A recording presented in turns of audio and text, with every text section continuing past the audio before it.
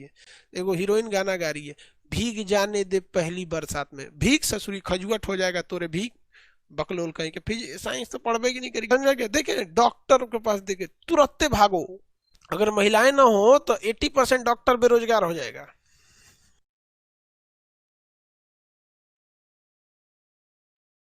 इसका एरिया छोटा होता है। अब जैसे देखिए ना, नेपाल में भूकंप आया था तो पूरा सोच रहे एरिया नेपाल हिला दिया था। लेकिन प्रदूषण देखेंगे तो दिवाली, आप अगर ध्यान से देखेंगे तो प्रदूषण ज्यादा दिल्ली में है। इसलिए आप देखे होंगे कि दिल्ली में ये भी कहा गया था कि आप पटाखे नहीं जला सकते।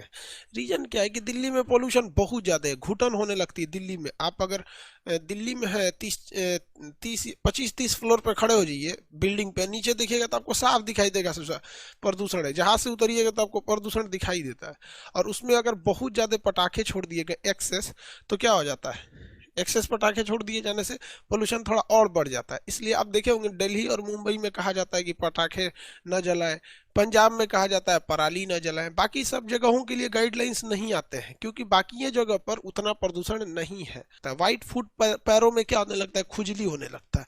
तो हमारे अगल बगल में जितने भारत के जितने जगह हैं जो नदियों के किनारे कहीं ना कहीं है, वहाँ के पानी में आर्सेनिक की मात्रा बहुत ज्यादा होता है। तो अगर आप उन नदियों, उन पानियों में, गांव वगैरह या बरसात के पानी में अगर भीगिएगा तो आपका पैर में पानी लगेगा। पानी तो सूख के चला जाएगा लेकिन उस पर क्या छाप देगा, आर्सेनिक। उस पर क्या छाप देगा भाई, आर्सेनिक छाप देगा। और जब कभी आर्सेनिक छाप दिया, बहुत ज्यादा जरूरत से ज्यादा आर्सेनिक अगर छाप दिया, तो आप समझ जाएंगे आपको क्या हो जाएगा, खुजली हो जाएगा, व्हाइट फूट हो जाएगा। खुजली यानी क्या हो जाएगा, व्हाइट फूट हो जाएगा। और ये व्हाइट फूट से बचने के लिए क्या किया जाता है, महिलाएं अपना पैर रंग लेती हैं। देखते हैं दुल्हन सबको क्या करा जाता है, पैरवा रंग दिया जाता है। तो खुश होती है, लगता है कि हम सुंदर दिख रहे हैं। बउआ सुंदर के लिए नहीं दिख रहे हैं, तो रसको दिन भर बैल के जैसन खटवाना है। पैरवा में दिक्कत हो जाएगा तो खटेगा कौन, इसलिए लाल रंग से रंग दो कि उस रंगवे के ऊपर आर्सेनिक की परत चढ़ जाएगी, रंग उतरेगा, आर्सेनिक उतर जाएगा, नहीं से उसको खजुआट हो जाएगा। महिलाओं को बस एगो बहाना चाहिए, तनी सा कुछ हो गया, अरे बाप रे बाप, काम ना करेंगे, डॉक्टर के पास ले चले। समझा क्या? देखे डॉक्टर के पास देखे तुरंत भागो। अगर महिलाएं ना हो तो 80% डॉक्टर बेरोजगार हो जाएगा। Two, sulphur dioxide. भाई साहब ये जो प्रदूषण है ये कैसा है, अम्लीय है कि उदासीन है? तो भैया ऑक्सीजन दो ठो है इसलिए कैसा है, अम्लीय है। कैसा है, अम्लीय है। ये ऑक्सीजन दो ठो है इसलिए कैसा है, अम्लीय है। इसमें मेनली ये ज्यादा डिफेक्ट करता है फेफड़ा को। क्या करेगा, फेफड़ा को इफेक्ट कर देता है। ये पत्थरों को तोड़ देता है।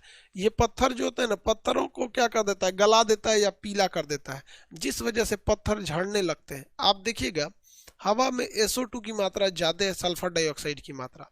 जब बारिश होती है तो ये सल्फर डाइऑक्साइड की मात्रा हमारे शरीर पे क्या आ जाती है, आ जाती है। इसलिए बरसात में नहाइएगा ना तो पूरा शरीर ऐसे खजुआने लगेगा, ऐसे ऐसे बैठ के खजुआएगा, ओ माय गॉड, पूरा खजुआ रहे हैं।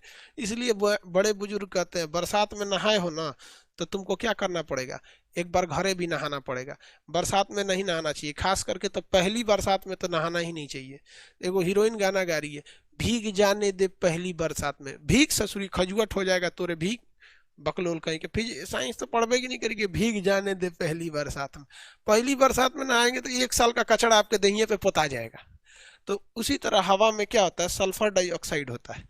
ये सल्फर डाइऑक्साइड जो होता है SO2, ये बारिश के बाद आपके मकानों पर आ जाता है।